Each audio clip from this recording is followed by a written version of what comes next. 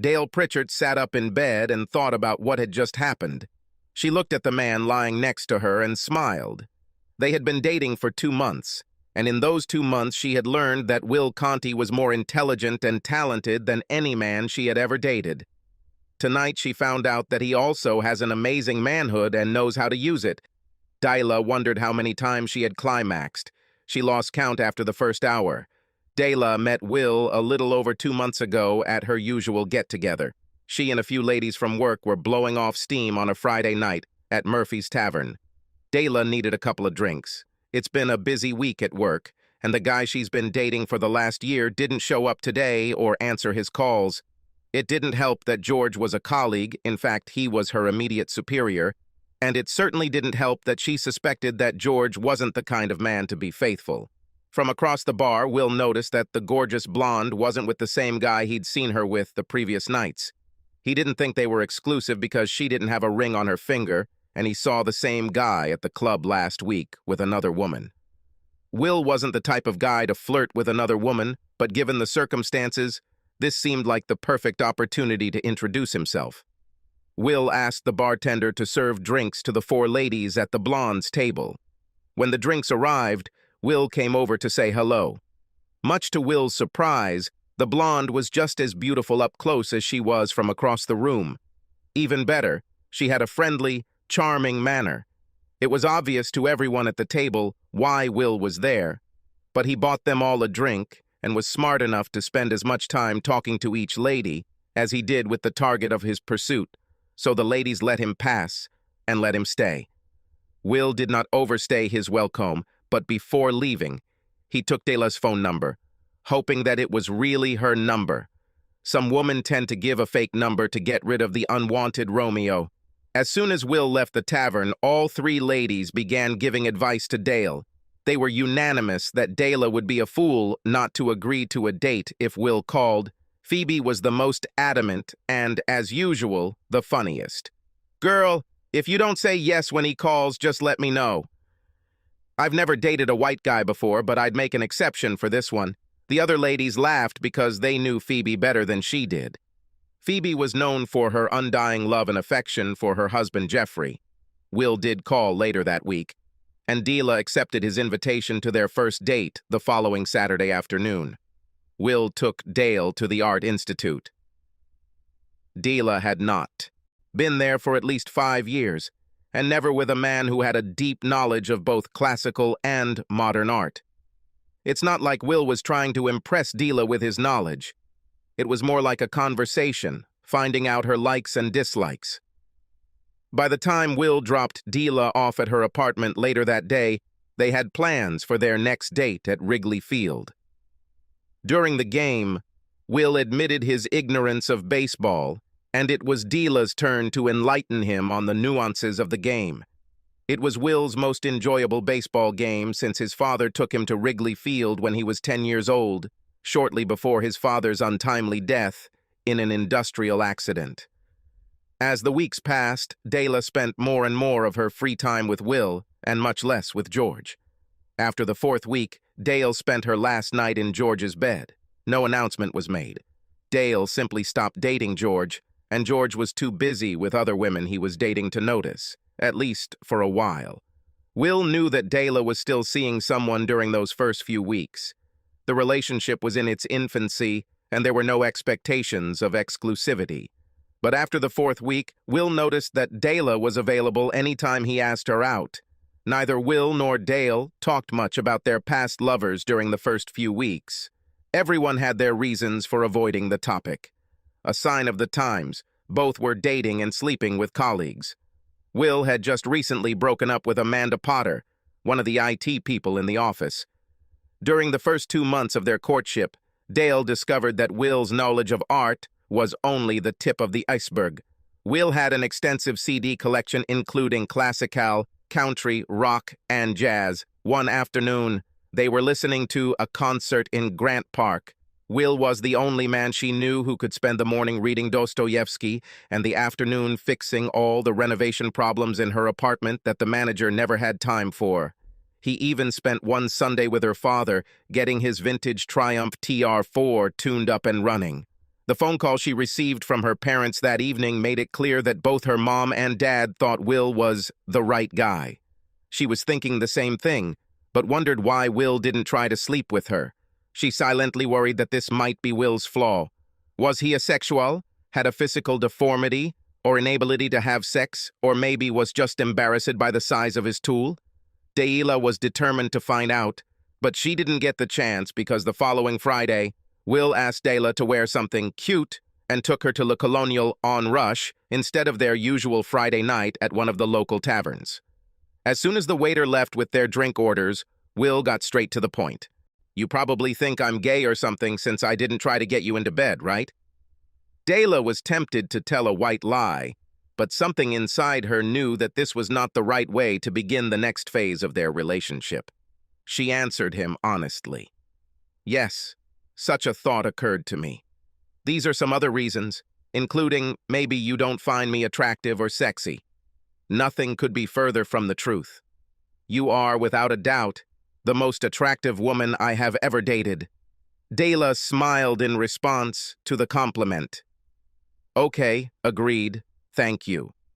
But does that mean we're going back to being gay?" Dayla said this to make sure he understood that she was trying to keep the conversation casual, but secretly, she had her fingers crossed. "No, I'm not gay," as Will said. "Not that there's anything wrong with that, and I hope we can correct any other misconceptions about how attracted I am to you and whether I have problems with performance. This thought has probably crossed your mind too, right?" Dayla answered his question with another smile. She was caught, and she didn't need to say a word to confirm that this was one of her fears too. Around this time, the waiter brought their drinks. They asked if they could be alone for a few more minutes before ordering dinner. Once the waiter agreed and left, Will continued. "Dale, I waited so long for several reasons. One, because I knew you had a relationship with your boss. We haven't talked about it, but I have a feeling this relationship is over. Secondly, I fell deeply in love with you. It's only been a couple of months, but I'm in love with you and I hope you feel the same. And the last reason, I want our first time to be lovemaking, not just sex. And before we make love for the first time, I want us to be exclusive. No more dating, kissing, sex, whatever, with any other people. I promise not to do anything to anyone else that I wouldn't do if you were in the room with me, and I would like you to agree to respect me in the same way. Will, I feel the same way. Yes, I love you. Yes, I want to take this relationship to a new level. I think you might be the man I want to spend my life with and start a family with, but we need more time together before making such a lifelong commitment. I'm looking forward to spending time with you to make sure. Finally, you're right. George and I ended our relationship over a month ago, but I was negligent and didn't tell him officially. But I will do it. And very soon. With that settled, Will resisted the temptation to skip dinner and head straight to his house. They really skipped dessert. Soon after the front door closed, both were naked, pausing their kisses only to remove each item of clothing, and again, as Will stepped back, to admire Dayla's extraordinarily beautiful body. Will took her hand and led her to the bedroom where they made love for the first time. After those first few hours, Dayla had hoped that this was the man she would love for the rest of her life, but now she was faced with a dilemma. Dayla enthusiastically agreed with Will that their relationship would be exceptional. He explained it very clearly and unpretentiously. If they were close, there could be no other people in their lives, no dates, and certainly no other sexual partners. Dayla had a crush on Will and was thrilled that Will felt the same way. Dilemma? Dayla had been dating her boss at the bank for the past year, and as her relationship with Will became more serious, Dayla avoided George Tinker. George eventually noticed and started pressuring Dayla about the fact that they hadn't had sex for the past month. On Monday, Dayla would tell George that it was all over, and that would make the situation at work very awkward. It sounded so simple in the restaurant. Dayla fell asleep in Will's arms, praying that everything would work out. Of course, this didn't happen. When those words left Dayla's lips Monday morning in George's office, she saw the anger in his eyes.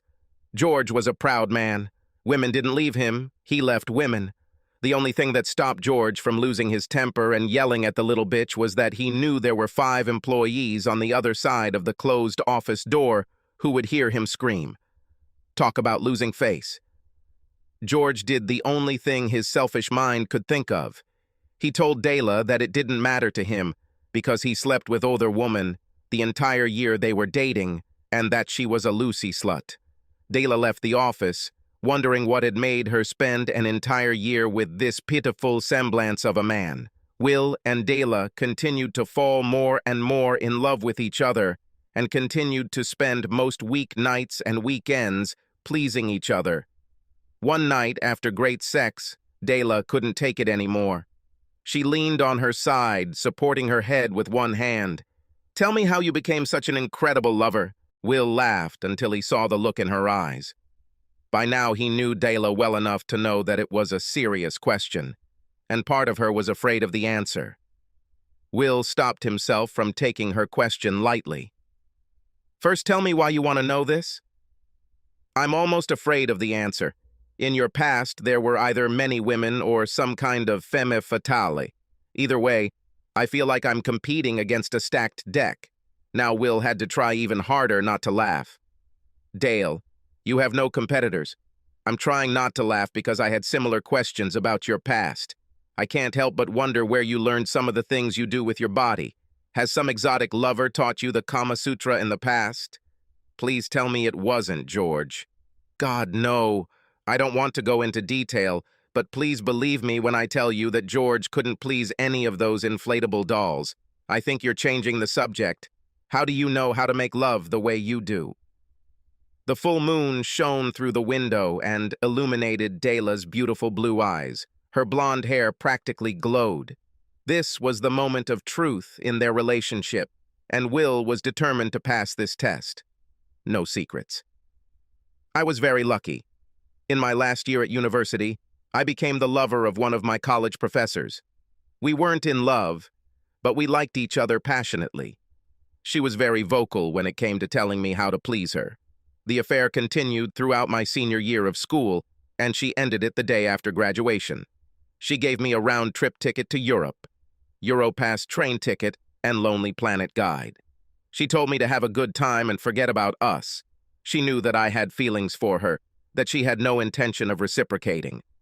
I spent 5 weeks in Europe. I was moping for the first 2 weeks because I missed her while touring Paris, the city of love. Next 2 weeks with a group of Australians in the south of France and north of Italy. I spent the last week in Ibiza with an Italian colleague. I returned to the States with a deep appreciation for the knowledge my professor shared. Please thank your professor for me if you have the opportunity, but remember our agreement. We are exclusive. No memories of old times. When did you lose your virginity?" Will couldn't believe this woman. Complete cliché. "It was with a girl I dated in high school after our prom. I was a virgin. She said she did too, but I have my doubts. Ultimately, it didn't matter because I managed to lose my virginity before I graduated high school. That's what mattered at the time." "Was losing your virginity your school goal?" "Yes, and this was not my first attempt. When I was younger, John Mayer and I worked as busboys at a deli, and we both decided we didn't want to graduate from high school as virgins, but neither of us had any prospects. So we decided to go to a brothel and ask prostitutes to do it. Business. The problem was that we had no idea where the house of ill repute was. So we asked the guy who was washing the dishes. He gave us an address near Comiskey Park on the south side. John and I got to 47th Street, and before we got off the train, 5 or 6 guys started chasing us down the street. It was quite obvious that we had no place on their territory. John and I were scared to death, but we ran into the tavern right in front of these guys.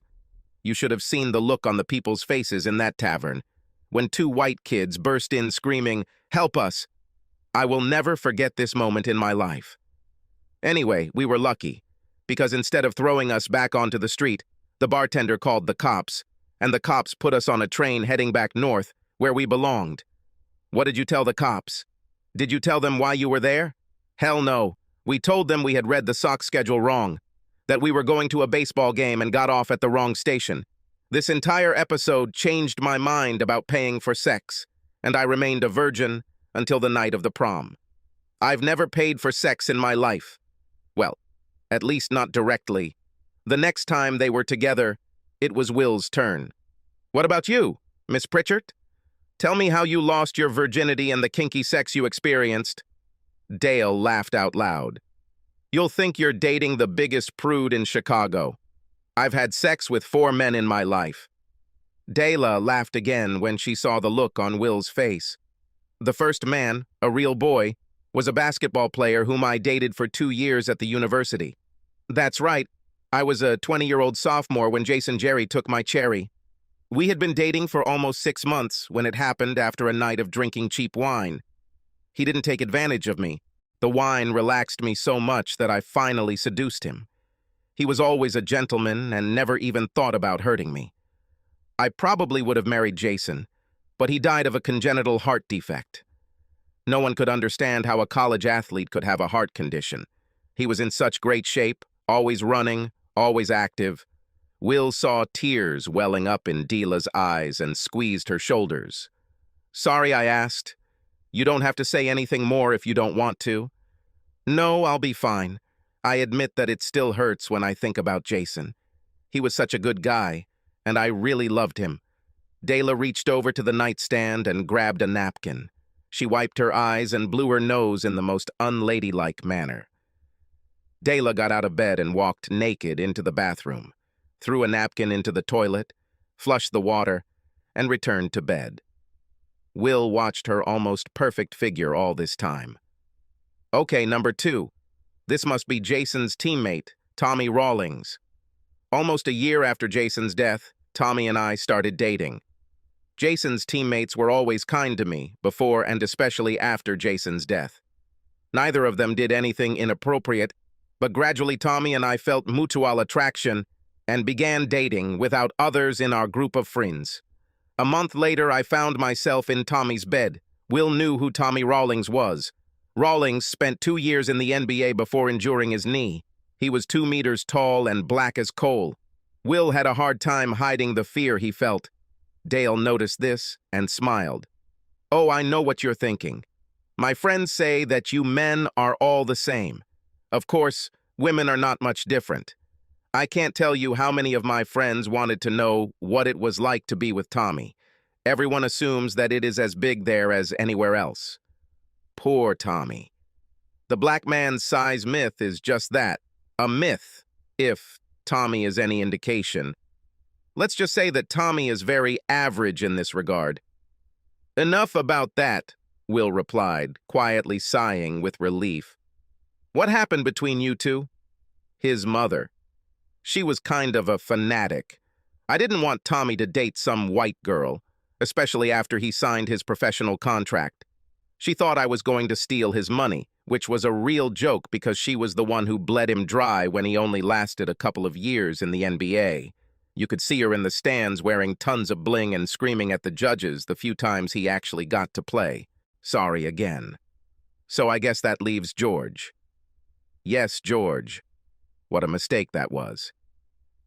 A few months after my promotion to senior cashier, George began courting me. This was not harassment. I was a voluntary participant in this novel. He came from a wealthy family and truly had first-class charm. I was 25 years old.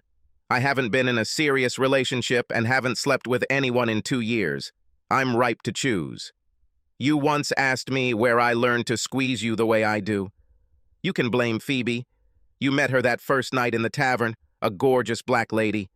When I complained to her about not knowing when George was inside me, Phoebe said I should practice Kegel exercises. She said it was a cure for boys with small manhood. I think you enjoy all my exercises. Thank God it's over. This guy's ego is so big that his head can barely fit on his shoulders. He couldn't wait to tell me about all his other women when I told him it was over between us. This will definitely impact my future at the bank, and I can see that I will need to start looking elsewhere if I am going to build a career. The concerns Dela expressed that day soon became more apparent. Dela was passed over when the next manager vacancy was filled. The person promoted had minor qualifications, but no education or Dela qualifications.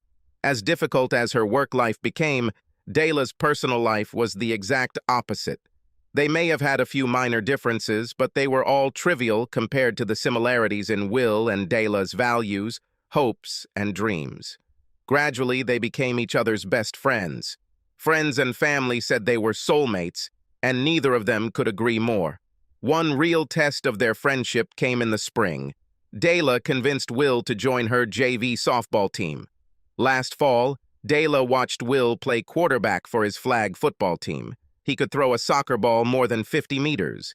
Then over the winter, she watched him shoot a three-pointer in a YMCA basketball league. How could a guy who is so good at football and basketball be such a klutz at baseball? The team eventually moved Will to right field and had him bat in the ninth, while Dayla pitched and batted clean. Dayla was amazed to see how Will came to terms with this and accepted his role with dignity. Will wasn't completely devoid of ego. The night he struck 3 times, he took Dale to his house and made damn sure he fucked her so hard she could barely walk the next day. Sometimes a man's gotta do what a man's gotta do. During the next game, Dayla secretly crossed her fingers every time Will took the bat, wishing for more strikeouts. On their first anniversary, Will proposed and Dayla accepted. The wedding was planned for December, just 6 months away. The proposal wasn't much of a surprise, but Will's next statement was, "I was offered a promotion. This requires me to move to the Milwaukee office. It's a small increase, but it's a step forward. I told them I'll talk to you first. I will only accept the offer if you agree." Dayla was delighted with this news. "Accept the promotion? It's time for me to get my ass off the ground and find another job. I will contact a headhunter in Milwaukee and begin my job search. Hopefully I'll have something before the wedding." She did find a job in Milwaukee, working for a local startup, First Business Bank. It was extra income that was comparable to what she made in Chicago, which was good because the cost of living was a little lower in Wisconsin. Dayla immediately moved into Will's apartment since the wedding was only 3 months away. The wedding was fantastic. Will couldn't help but smile widely when he saw his bride walking down the aisle in a white dress. She looked like something out of Bride magazine, only she was real, and she was going to be his wife in 10 minutes. When Mr. Pritchard put Dayla's hand in Will's, looked into his eyes and said, "Take good care of my little girl," Will answered with all sincerity, "I intend to do it." 3 years later, Dayla was an assistant manager and pregnant with their first child. Dayla took 3 months off when Billy, William Jr., was born. The owners of the bank, Mr. and Mrs. Johnson, were wonderful people to work with. Dayla's employees got the job done and made customers happy, while the Johnsons went above and beyond to create a family-friendly work environment. Immediately after Billy was born, Will and Dale sold their apartment and bought a house. Life was good, but soon it stopped being so. Dayla couldn't believe her ears. Mr. Johnson called a staff meeting and announced that the bank had been sold to a large national bank headquartered in North Carolina. It was 2009, and the economy was going to hell. Small banks across the country were closing their doors or being taken over by larger banks. It was no surprise that First Business Bank was being sold, but an even bigger surprise was that the man standing at the front of the room was introduced as the new executive vice president in charge of all retail banking operations in Wisconsin for the acquiring bank, George Tinker. Will returned home that evening and immediately knew something was wrong with his wife. He washed the dishes and kissed their 6-month-old son before sitting down to dinner. He waited. She couldn't be pregnant because there was a glass of wine in front of Dayla, and Dayla never touched alcohol when she was pregnant. They ate in silence for no more than 3 or 4 minutes before Dayla said these words, "We need to talk." Can these 3 words be followed by good news when spoken by a loving wife? Dayla continued to update Will with news about her new boss. Although Dayla and George would not work in the same building, the reporting structure was such that they would likely spend hours together in meetings, either in the presence of other branch managers and assistant managers, or worse, one-on-one, discussing its work or the work of its personnel and Despite the nature of the topic, the conversation did not flare up. Both Dela and Will remained calm and discussed their options, which they realized after much discussion were very limited. They had just bought their home, increasing their budget to buy a home close to good schools and large enough for 2 more children. The house lost value within the first year of their purchase, as did many houses at that time. They bought the property near the peak of the housing bubble, and now their mortgage has been turned upside down. They were luckier than most. The house had only lost 25% of its value, but even after their 20% down payment, they still owed more than they could currently sell for the house. So moving was not an option. Will suggested the following option. How about a new job for Dela? Probably unrealistic, given the current financial crisis and the number of bank failures. Too many bankers are out of work looking for new positions. The likelihood of Dela getting any open positions was minimal, especially at her current salary. They're stuck. That night, Will went to bed and held his wife as tightly as he could, waiting for her to fall asleep. But it would take a while. Will couldn't shake the feeling that he had let his family down. They were unable to survive on his salary alone. In the near future, his wife will have to work for her ex-lover. Will wondered if he was man enough and, more importantly, confident enough to not let this fact affect him and his marriage. For the first 3 months, it seemed that all their fears were unfounded. George's interactions with Dela were professional. He didn't say a word about their previous relationship or how it ended, but all good things come to an end. One day, George invited Dale to have lunch with him, which was not unusual. A typical business lunch between an employee and a manager. At least, that's how it all started. Over dessert and coffee, George changed the subject.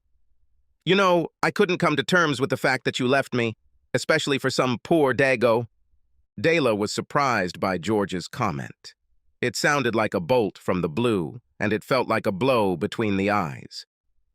George, what are you talking about? First of all, I don't like you calling my husband dago or any other nasty word. Secondly, you said to yourself that you had sex with other women the entire time we were dating. Given your lack of commitment, our relationship lasted longer than it should have. George lowered his voice. Listen, little bitch. Get used to the fact that you will lie in my bed and ask me to fuck you. If not, then photos in which you are naked and are you studying the sex I have will be seen by your idiot husband and many others. And if you don't put much effort into our sex, your future job grads will suffer.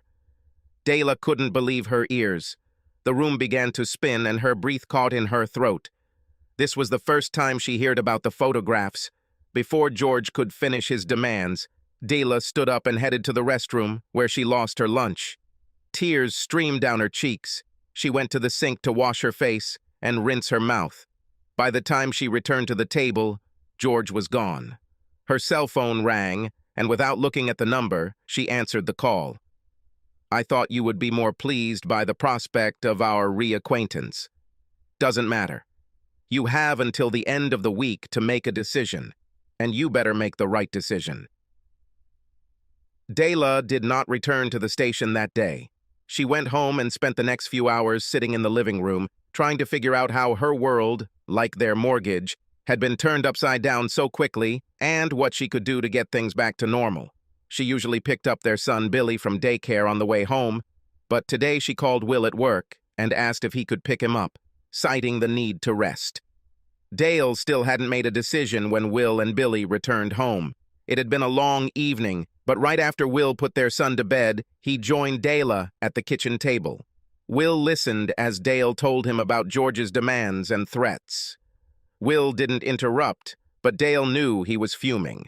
She saw his fists clenched tighter and saw the pained expression on his face.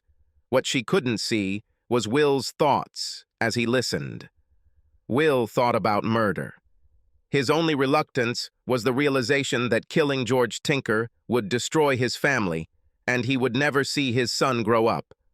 When she finished, Will spoke for the first time.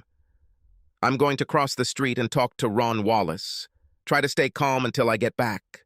Maybe Ron has some ideas on how we can handle this without sending me to jail. Sometimes men can just be stupid.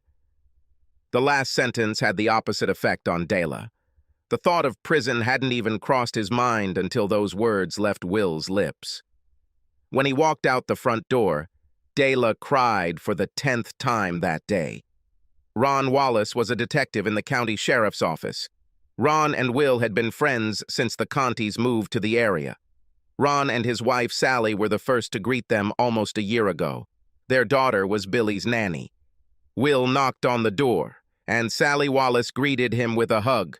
Will apologized for barging in like that and asked if Ron was home, just as Ron walked into the room and asked if Will wanted a beer. Will refused and got straight to the point. Before he finished the story, Sally said, "Poor thing," ran out the door and ran down the street in the direction of the Conti house.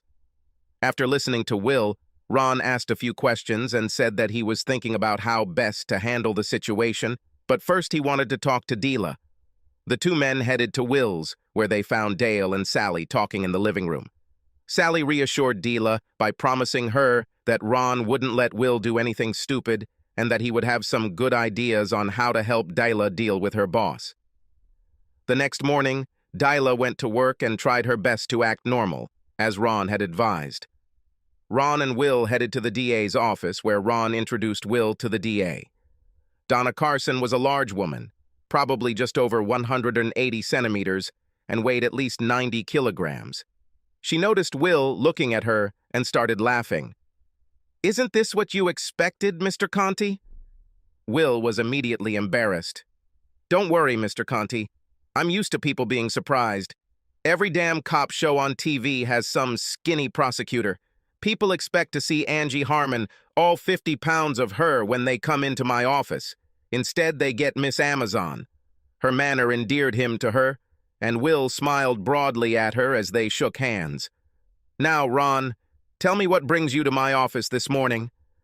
Ron took out his notebook and relayed all the information he had received from Dayla. He also told Miss Carson why Dale had not met her that morning. "Good idea, Ron.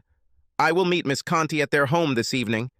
Are you sure she'll do whatever it takes to get Mr. Tinker recorded? She'll be scared. But I've seen you do things like this before. I know you will prepare her. Besides, I've known Miss Conti for a year now. My wife and I think she is a strong woman and she will be okay." Ron looked at Will.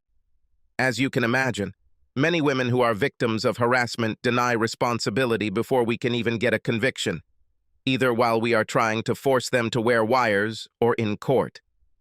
Ms. Carson is one of the best at helping these women overcome their fears. "Mr. Conti, I'll be at your house at 7 if you and Miss Conti don't mind. I will discuss our plan of action with you and your wife. Ron, can you come? If Ms. Conti agrees, we will ask her to try to tape Mr. Tinker. This will assist our prosecution and any subsequent lawsuits she may file against Mr. Tinker and the bank. Do you have a personal representative?" "I admit that we haven't even discussed this. I didn't think about helping my wife get rid of this jerk in her life.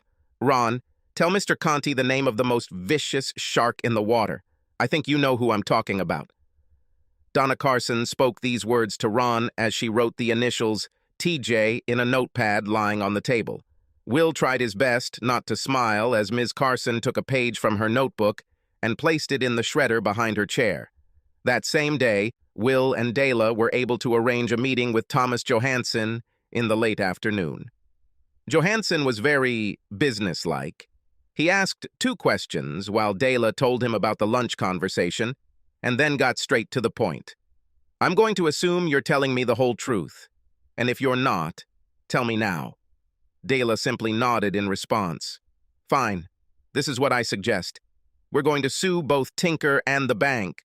Once Tinker is arrested, and I have no doubt that is what the DA is committed to, we will freeze Tinker's assets so he can't dissipate them. His legal fees are going to skyrocket, and we want to stop him from spending it all." Will was suddenly worried about where this would lead. "Mr. Johansson, we don't have a lot of available funds. You're talking about 2 lawsuits. Sounds like a lot of money, especially if the bank fights it. What if we lose?" 3 things. First of all, it won't cost you anything if you agree to my fee of 40% of what you win, but I cover all expenses in exchange for that high percentage. If the judge or jury awards you $2 million, but you only get $1 million, I'll get $400,000. Secondly, you have a sure bet against Tinker. The only question is how much you will get. For all we know, he may have a negative net worth, although I doubt it. Third, I'm counting on Tinker being a serial harasser.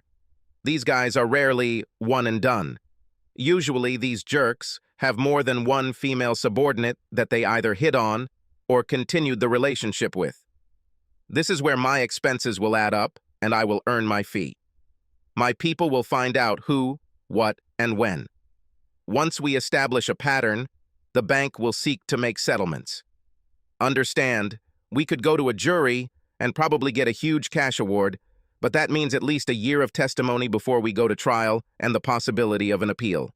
Our best option is to present evidence of systematic harassment and reach an out-of-court settlement with the bank. It will be your decision when the time comes. I'll leave you two alone to discuss this." With these words, Johansson left the room. Will and Dela looked at each other for a minute before Dela spoke.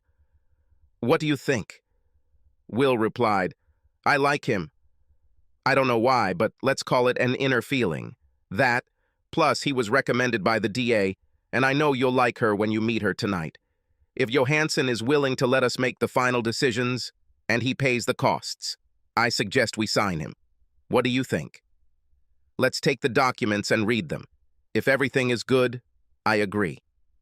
Thomas Johansson smiled for the first time when Dela told him what they had discussed.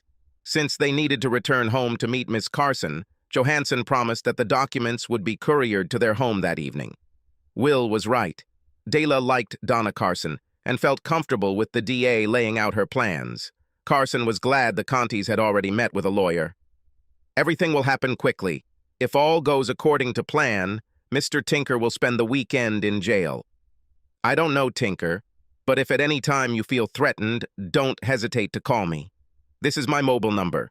It takes courage to do what you are about to do. I appreciate it because I want to get these predators off the streets, and I need your help to do it."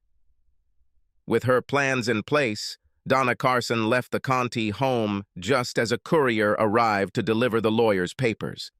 It took them another hour to read and sign the contract. Will take him to Johansson's office first thing in the morning. It was a long, stressful day. Dela lay in bed, snuggled into Will's arms, her head resting on his chest. Deep down, they wanted to make love, but they didn't have the strength. Before falling asleep, Dela whispered, "I love you, Mr. Conti." God, how he loved this woman. "I love you too, Mrs. Conti." Dela called and agreed to meet George on Friday for lunch. Dela usually dressed modestly at work. Donna Carson advised her to dress even more conservatively today. In such cases, it was not unusual for the defense attorney to try to blame the harassment on the victim. If the case had gone to trial, Ms. Carson would have asked Dela to wear the same outfit on the day of her testimony. For the first 20 minutes of dinner, George was extremely pleasant, displaying all the charm that had attracted Dale to him all those years ago. Dela refused his offer to have a cocktail or a glass of wine, not wanting anything to cloud her mind. As it turns out, there was a good reason for her discomfort. Halfway through lunch, George leaned forward, grabbed Dela's purse, and, despite her protests, began rummaging through the contents of the purse until he pulled out a hand with a digital voice recorder hidden inside. George turned off the recorder and leaned back in his chair with an evil grin. "Dela, you stupid bitch. Did you really think I was so stupid that I wouldn't check to see if I was being framed?" Dela sat motionless, the fork not reaching her mouth. She didn't say anything. "Now I'm going to tell you what happens next. You really pissed me off with this prank, and you will pay a much higher price for your stupidity. Here is my address." He handed her a piece of paper. "Make up an excuse for your shitty husband and be there at 6. Don't worry about trying to dress sexy. I'll have an outfit for you when you arrive. Don't plan on getting home before midnight, so you better come up with a good excuse for your future cuckold." Dela tried not to overreact. When did this man turn into such an evil asshole? "What happens if I don't show up? I told you how important my marriage is to me.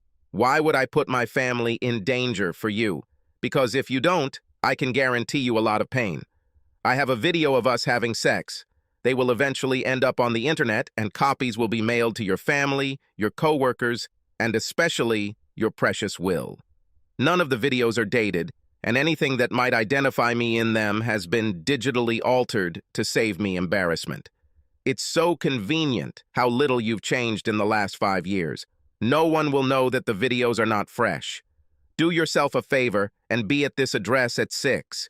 Because if you're not on your knees satisfying me by 6:30, the video will become public knowledge. Oh, and one last thing. Just because you tried to record our little meeting, I'm thinking of inviting a friend to join us. You'll like him.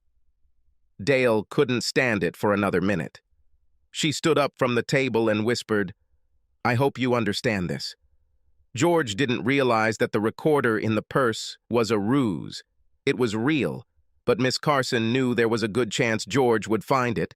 So the real bug was the high-tech listening device in the wire lining of Dela's bra. George paid the bill for lunch and stood up with a big smile on his face. The smile turned into a smirk as he thought about cuckolding Dela's precious husband, but then into a concerned expression as he turned to face 2 large men and a large woman. Both men held badges in their left hands.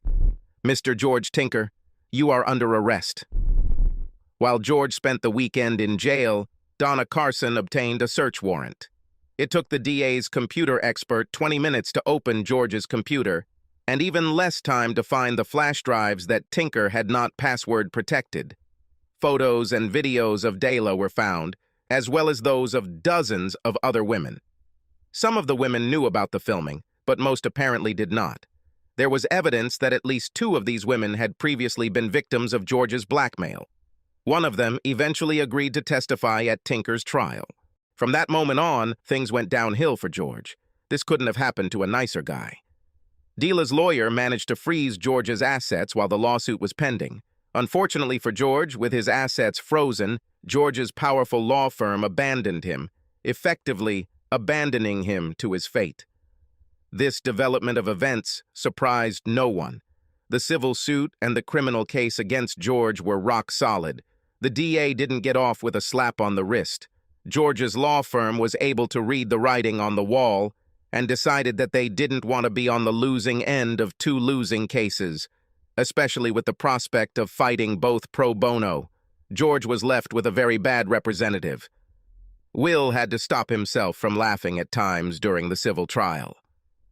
As a result, Dela received a judgment of $2 million. Of course, by the time George's assets were liquidated, and after her lawyer received his 40% share, Dela received just under $250,000. However, she considered it a windfall, especially after the bank also settled out of court and she received another $300,000. George was planning to leave for a long time.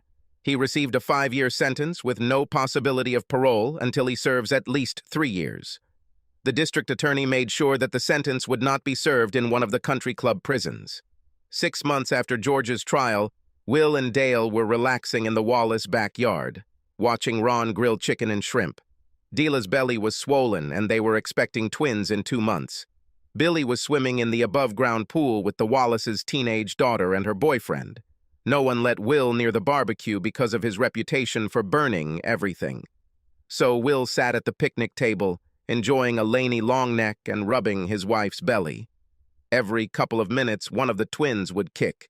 Will never get tired of this feeling.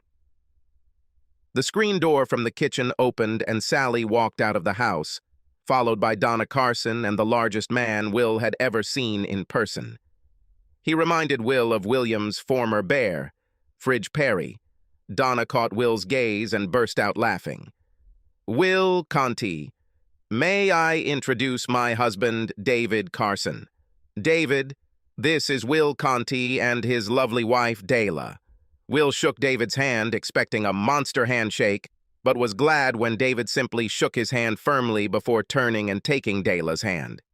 Later, Dela told Will that she felt as if a big man was holding a fragile bird in his tender arms. The 3 couples fell into a relaxed mood. A rare atmosphere reigned in the company.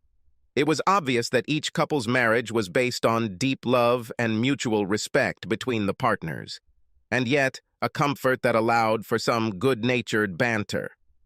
The light-hearted banter was interrupted for a few minutes by a discussion of Dela's case. Neither Sally nor David were privy to many details, but Sally shared one important observation. "Do you want to know what made the greatest impression on me? Besides, Dela is capable of handling all of this. Will didn't doubt her for a second. This just goes to show how important trust is to a strong marriage. Soon after this, it became easier again. The children climbed out of the pool, dried themselves off, and joined the adults at the table. The food was served. As the chicken and shrimp were passed around, Will took more verbal abuse for not being manly enough to know how to grill. Dela kissed him on the cheek. "It's okay," she laughed. "He's man enough for me.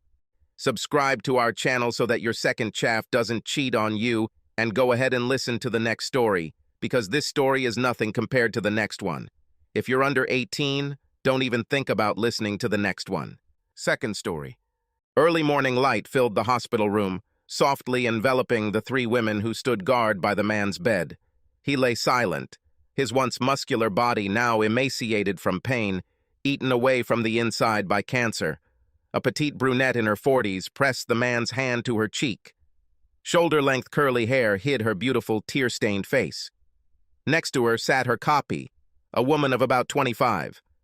On the other side of the bed sat a 30-year-old, tall, attractive blonde woman with the same facial features as the man lying in the bed.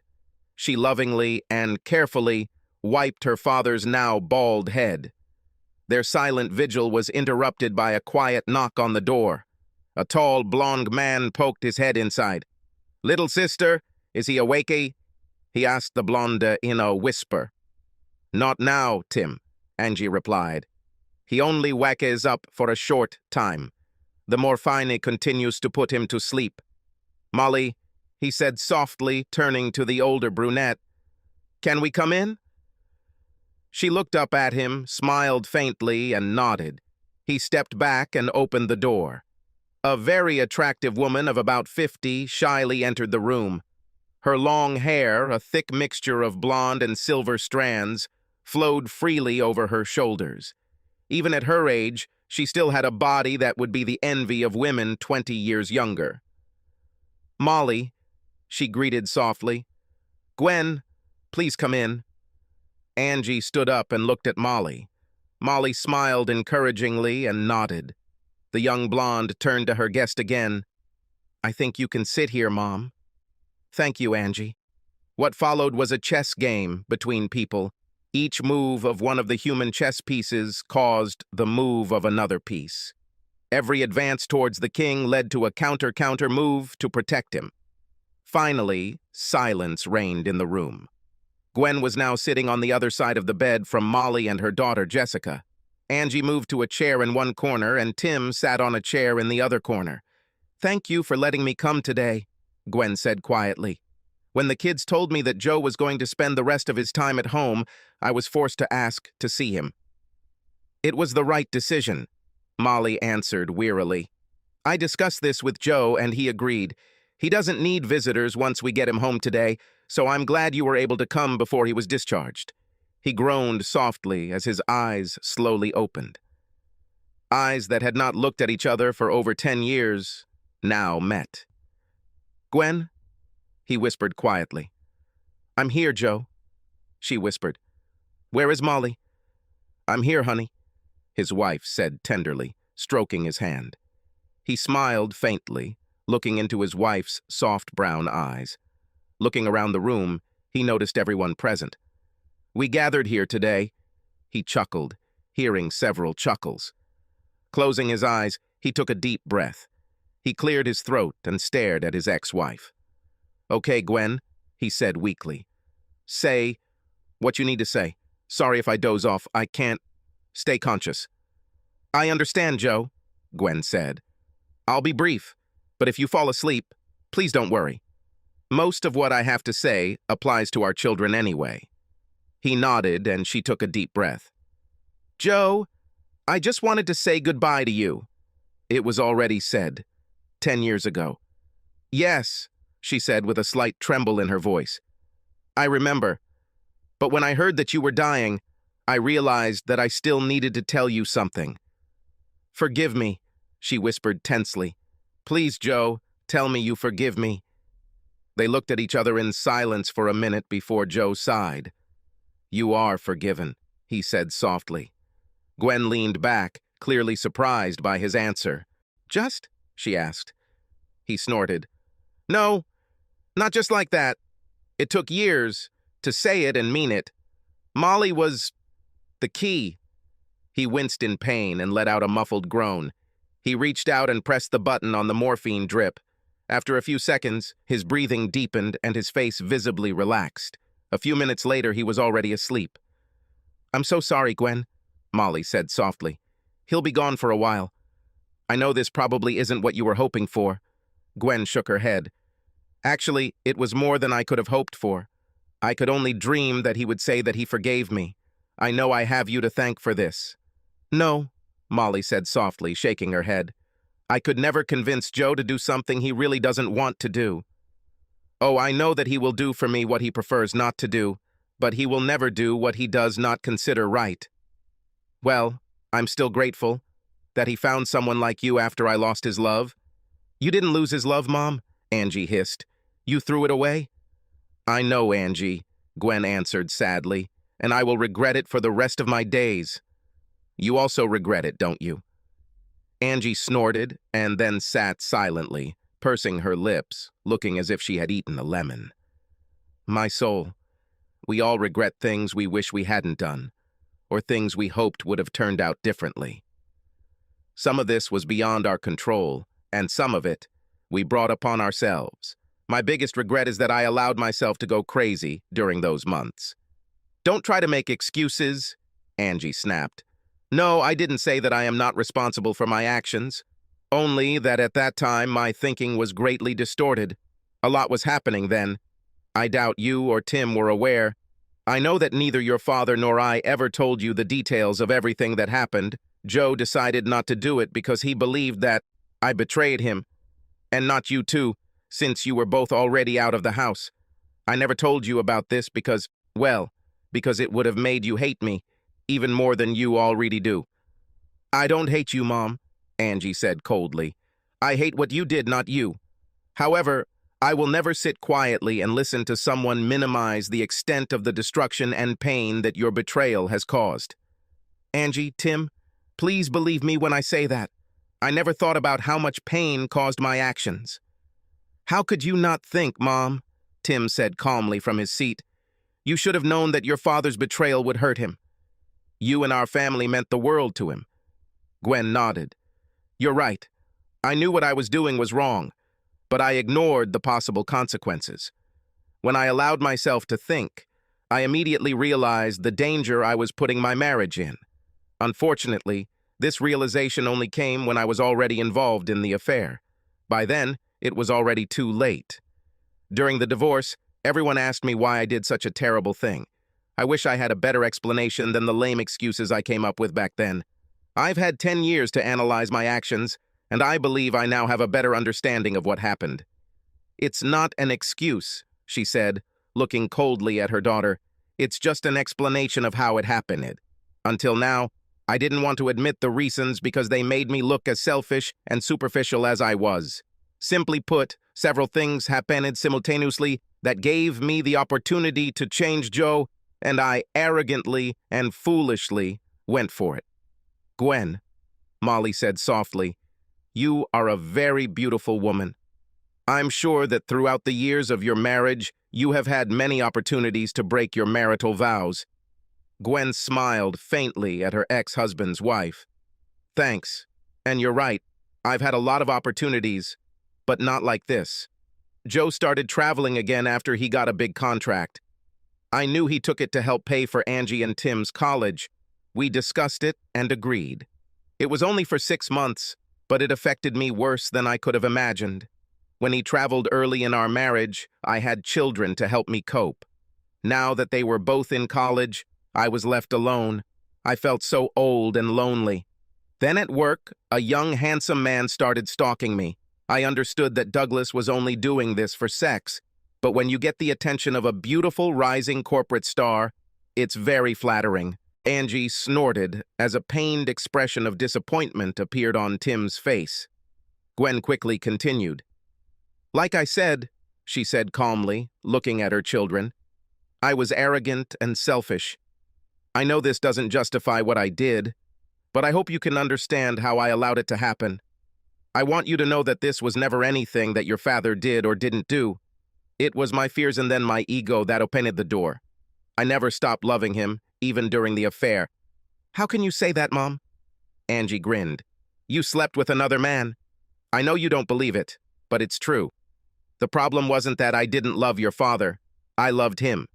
The problem is that I loved myself more. During this time, I put my needs and desires above the needs of my family and your father.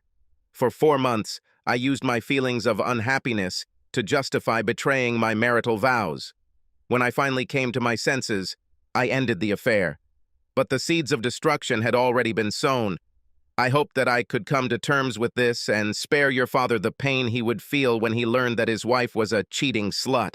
I knew there was a high chance that he would divorce me if he found out. Then why did you tell him, Mom?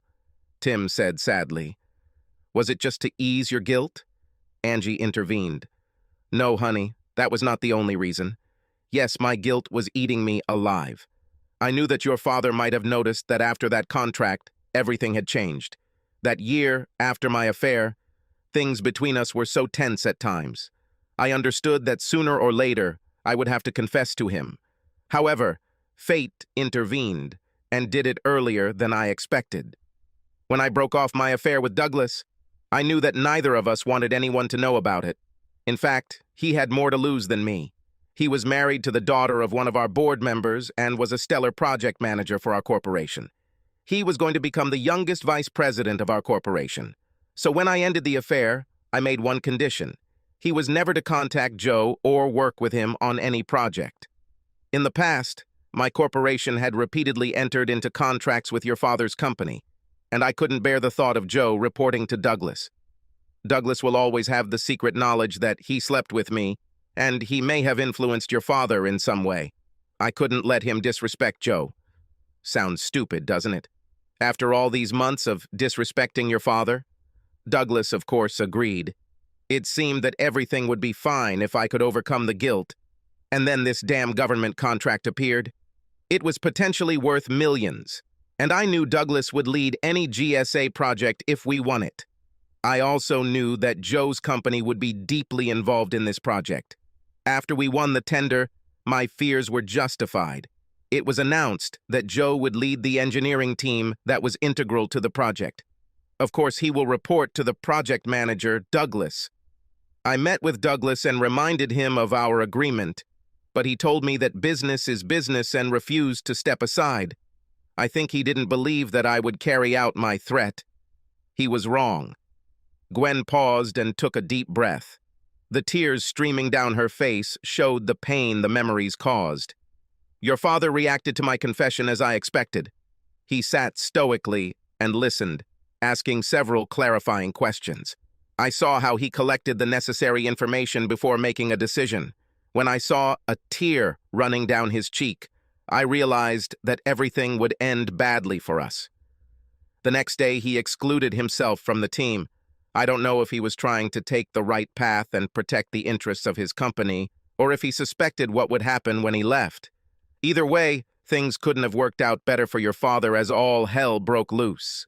He was a key figure on that team, so when he tried to leave, it attracted the attention of everyone, including the big shots at both of our companies. As they began asking questions, their assistants began digging for answers.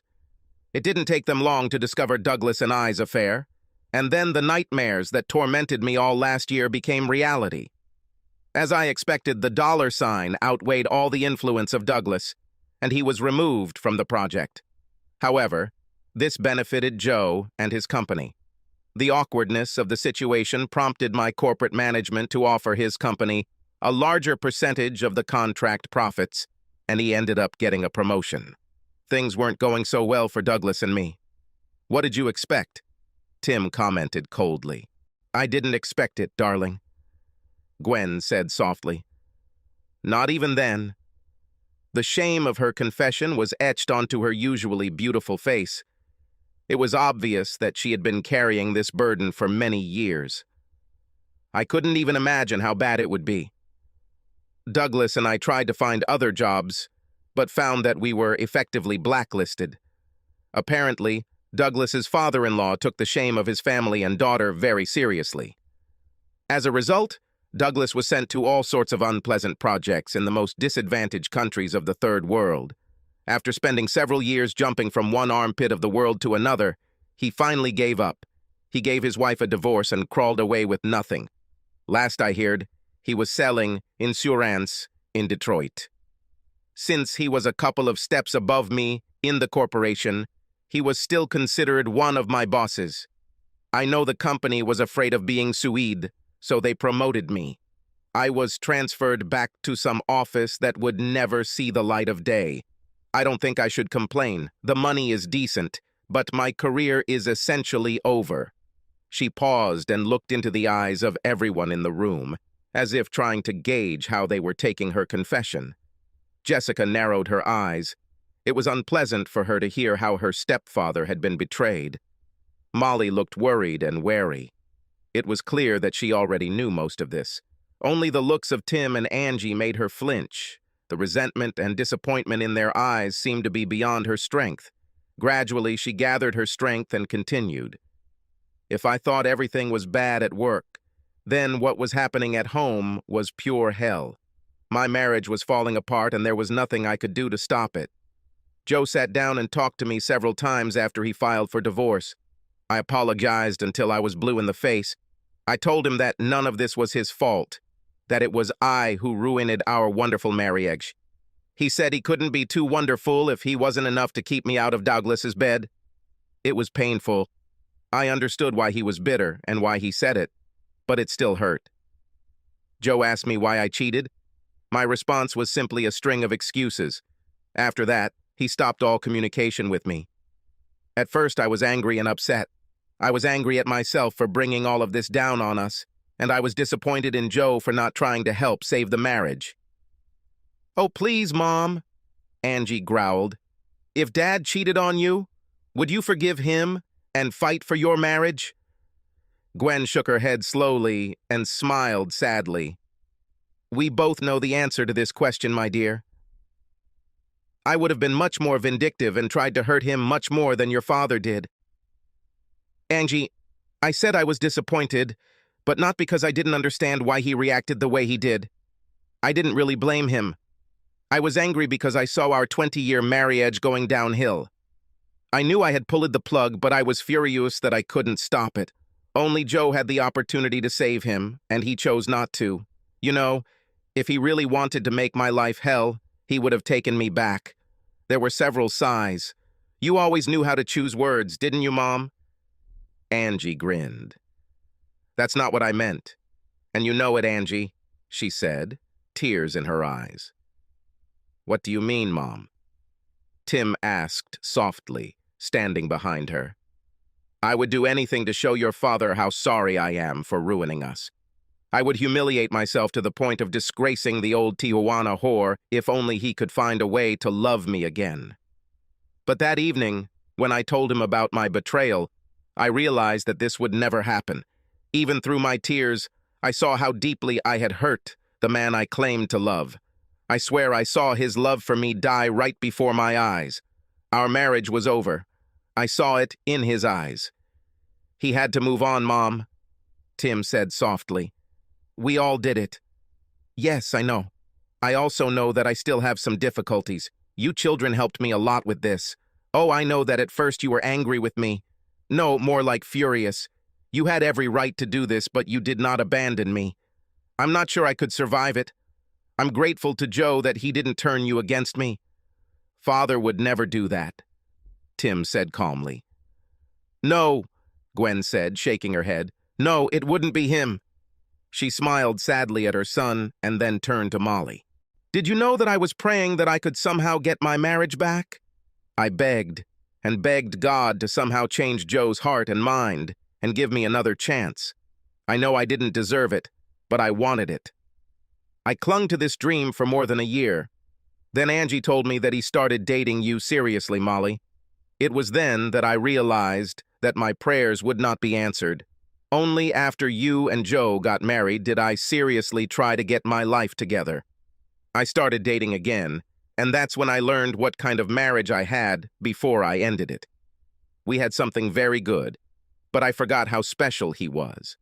But I was reminded of this when I started dating again, God. How I was reminded. I dated quite a bit, but it always led to me comparing him to Joe, and it didn't last long after that. There is a special intimacy between lovers that comes only with time. Only someone who has made love to you many times already knows when you want to be taken by force, with unbridled passion, and when just gentle caresses and a soft kiss will bring you to the limit. You can't imagine how humiliating it is to realize that just because you want your lover to know these things, it won't happen. And not because he doesn't want to, but because he doesn't know you and your body well enough to understand what brings you the most satisfaction at the moment. My nightmare was the realization that I was the reason that these things disappeared. Because of my actions, every romantic relationship I now had was forced to start from scratch. Oh, there have been a few relationships that have seemed promising over the years. 2 of them even ended in proposals, but I rejected both of them. Why? Molly asked, with concern on her face. Why didn't I agree? Gwen took a deep breath. Well, it's a little difficult. One of the reasons was that I still loved my ex-husband. Mother, Angie grumbled. No. Gwen snapped. You can't tell me what I already know very well. There's nothing you can say that I haven't heard and said to myself 1,000,000 times. None of you can tell me how I feel. I love your father and always will. I know it won't change anything, but I will always feel guilty for what I did. I'm learning to live with these feelings and move on. In some ways I succeeded, but in other areas, I was still stuck.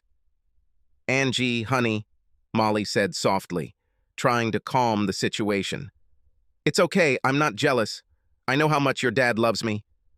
Gwen winced slightly. I know that too, Molly, Gwen continued, calming herself. That's why I felt I could make such a statement. I know that his love will remain with you forever. I admit that I am jealous of this, but it was my own doing. Please, I don't want anyone to think that my feelings for Joe were the reason I turned down those marriage proposals. Everything is much deeper. Like everyone here, I wondered. If I truly loved my husband, as I said, then how could I betray him like that? I wish I had an answer I could live with. So, I compared my love for potential suitors to my love for Joe. And since my feelings for each of them were not as strong as for him, I had a problem. If I couldn't be faithful to Joe, how could I promise loyalty to either of them? I cared enough about them to say no to every single one of them. This was the right decision at the time, as it would have been unfair to them. I'm really sorry, Molly said softly. I'm sorry you're going through this. Gwen smiled sadly. It's easy to see why Joe fell in love with you, Molly, she said sadly. You are beautiful both outside and inside. Thank you, but please, Molly said with concern, don't make some kind of saint out of me. I have my regrets, Gwen. Most of them relate to my first marriage, but one in particular relates to Joe. Mother? Asked a worried Jessica. No, it wasn't something terrible, but I'm ashamed of it. Since Gwen speaks so boldly about her regrets, I will try to follow her example. It happened a few months after Joe and I started dating. Our dates were pretty hot and heavy, but we weren't, we weren't. Molly paused, her face contorting as she tried to find the right words. Having sex, Jessica said, smiling. You mean deal with freaks? Angie added with a chuckle. Hide the sausage.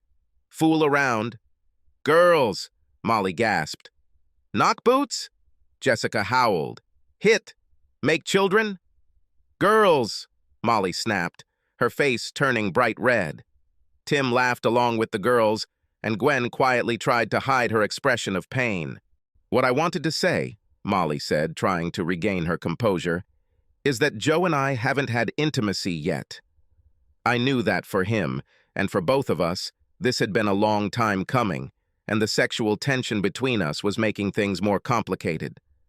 And then I overheard a phone call. It was clear that Molly was beginning to feel uneasy. Taking a deep breath, she continued. I heard Joe talking to someone. At first I thought it was you, Angie. But now I realize I don't know who it was. But whoever it was, Joe was talking about a possible reconciliation with Gwen. I knew I loved Joe, but I was still very scared after the disaster of my first marriage. Even though my first husband left us 9 years ago, I have never let a man as close to me as Joe. I knew that he was a good person, that he would be a good father and a wonderful husband. So I decided that he was mine. That week, I shamelessly attacked him, trying to capture him and keep his attention only on me. In short, I seduced him. Mom, Jessica said, smiling. I highly doubt it took much seduction to get my father's attention. I mean, damn it, every time I saw you two, you kept touching each other. Seriously, Molly, Angie added, it seems like Daddy could never keep his hands off you. Your father was always very affectionate, Molly answered. Jessica snorted, and Angie and Tim smiled. Is affectionate another word for excited? Jessica grinned. Jess, Molly scolded. The 3 grown children laughed. Gwen shifted uncomfortably in her seat.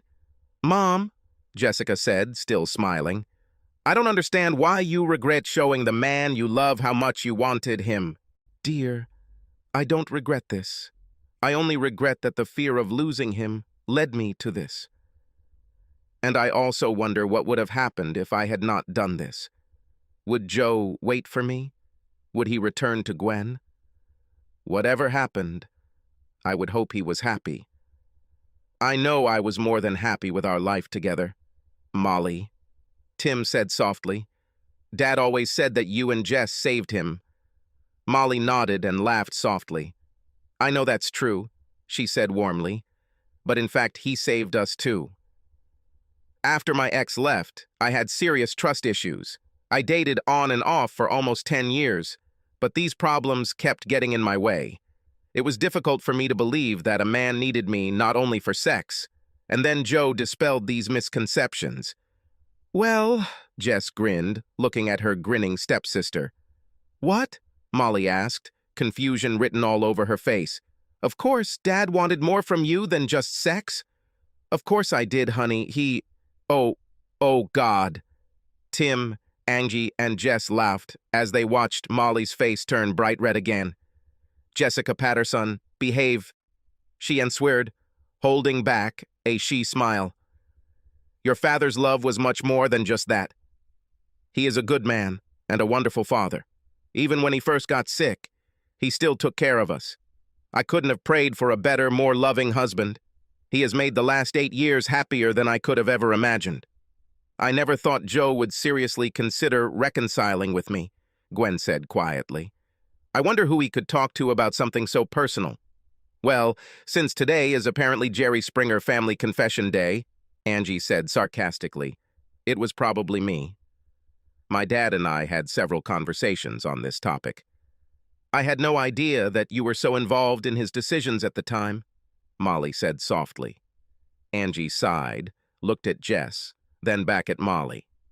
More than you can imagine, Angie answered calmly. I knew that Dad was at a crossroads then, live in the past or move forward. He said he was falling in love with you, Molly, and if he didn't break up with you, he might ask you to marry him. He said that he still had feelings for his mother.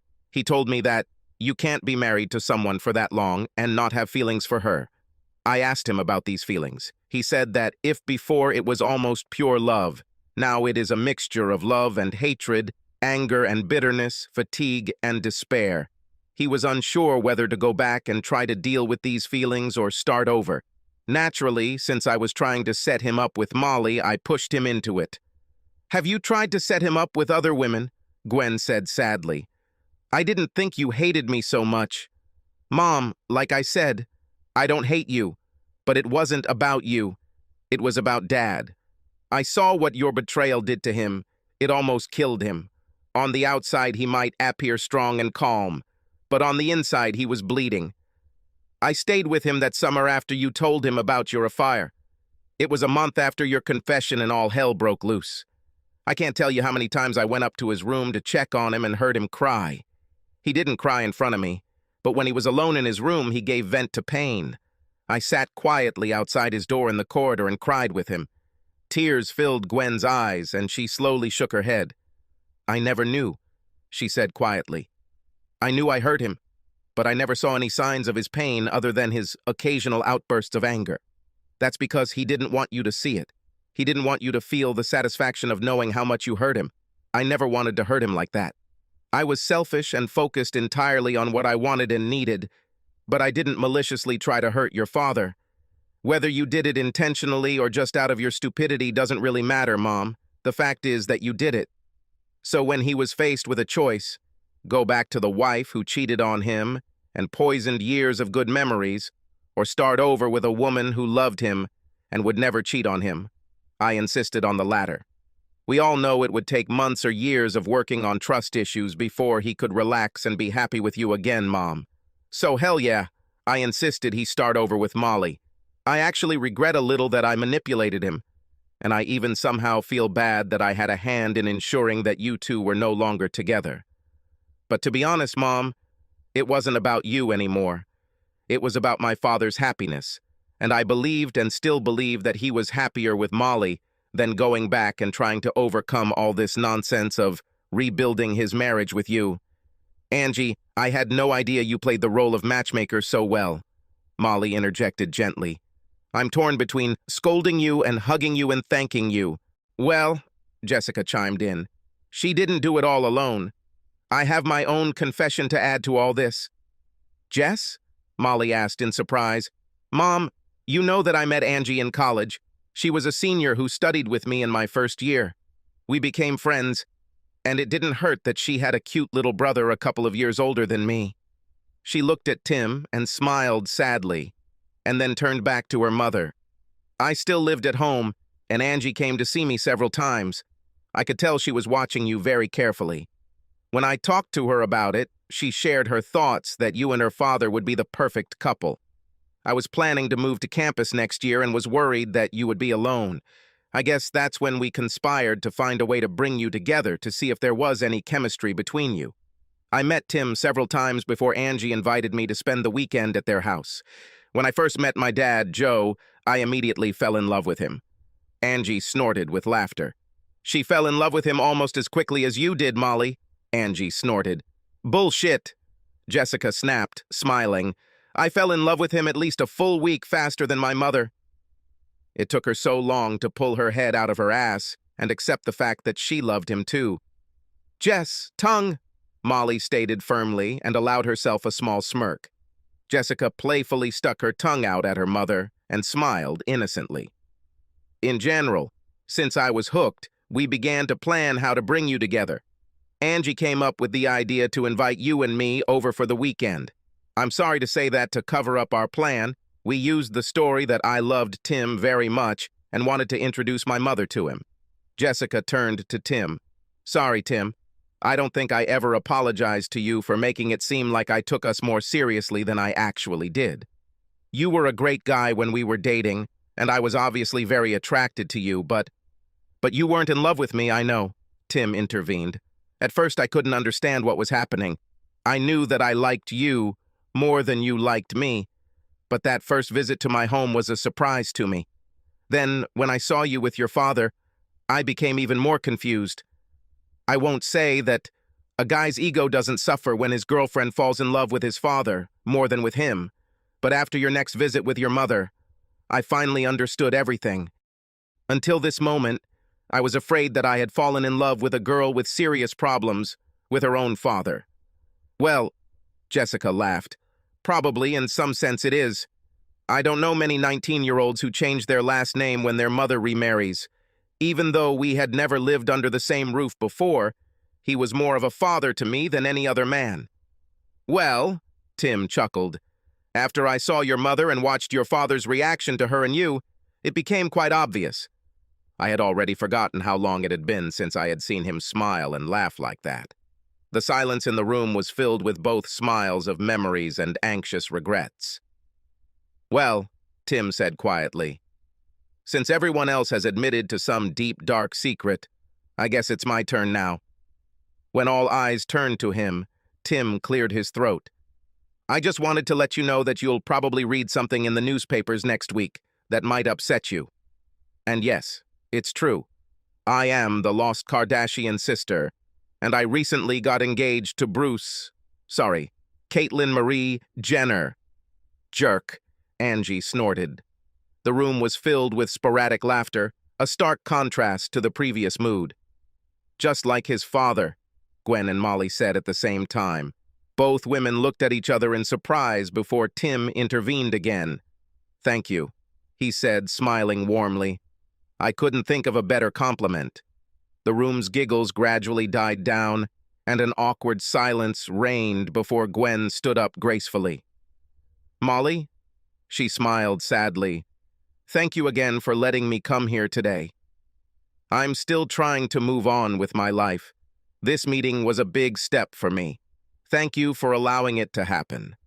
"You're welcome, Gwen, and I hope you can move on and have a wonderful life." It was mostly Joe's decision, although we both felt something good could come out of it. If he didn't think so, I wouldn't agree. I won't let anyone hurt my husband. "I wish," Gwen whispered, "I wish I could be as passionately devoted." She looked at her son. "Tim, will you take me to the hotel?" He nodded and gathered his things.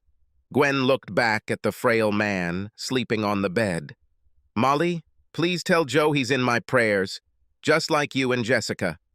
"I'll pass it on, and thank you." Gwen turned and slowly walked out of the room. As soon as she was on the other side of the door, tears streamed down her face, and she sobbed softly. She realized that this was the last time she would see the love of her life alive. 2.5 weeks later, Joseph Randall Patterson, 53, died. He died in his sleep, at home, surrounded by his loving family. The funeral service was bittersweet. Molly sat between Jessica and Angie in the front row. To the surprise of some in attendance, Gwen also sat in the front row between Angie and Tim. After the service, friends and family offered their condolences and then left for a family reception. All 3 grown children now surrounded Molly as she stood outside the limousine. "Molly," Angie said tenderly, "I want to thank you again. I never thought I'd see Dad smile again after the divorce, but you and Jess brought that back into his life. You reminded him that he could love again, and there was no doubt that he loved you both." Molly reached out and gently took her hand. "Never forget how much he loved you and Tim. He was always so proud of you both." "We know," Tim said, smiling sadly, "but divorces make them hard for everyone." Even though Angie and I had already left home, their divorce was difficult for us.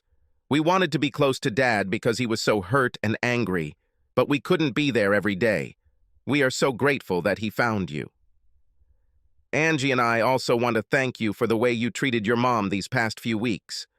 You allowed her to say goodbye to her dad and be a part of celebrating his life today. Not many people would allow their ex-spouse to do this. "Oh, honey, your father and I knew this was important to Angie and you, as well as your mother." "It means more than you think," Angie added softly. "When Dad fell in love with you, he was able to move on with his life, but Mom couldn't. I hope that you and Dad letting her say goodbye will help her. Molly, not only did you give my dad a new lease of life, but you may have enabled my mom to do the same. Your father and I love you both so much," Molly began to say, but her voice broke. "I love both of you." Molly tried to suppress her sobs as she leaned against the limousine. Tears began to stream down her face. "I will miss him very much," she sobbed. Tim stepped forward and hugged her as she buried her face in his chest and burst into tears. Both young women held each other as they watched her mourn the loss of her love. Gradually, she came to her senses, and everyone turned their attention to a lonely woman kneeling next to the grave. Not paying attention to those present, the woman quietly sobbed. She gently stroked the cold marble tombstone, whispering words addressed to the man she had once called her husband. Angie and Tim silently walked over and stood on either side of their mother. "Mom," Angie whispered tenderly. "Time to go. Subscribe to our channel so that your second chaff doesn't cheat on you, and go ahead and listen to the next story, because this story is nothing compared to the next one. If you're under 18, don't even think about listening to the next one.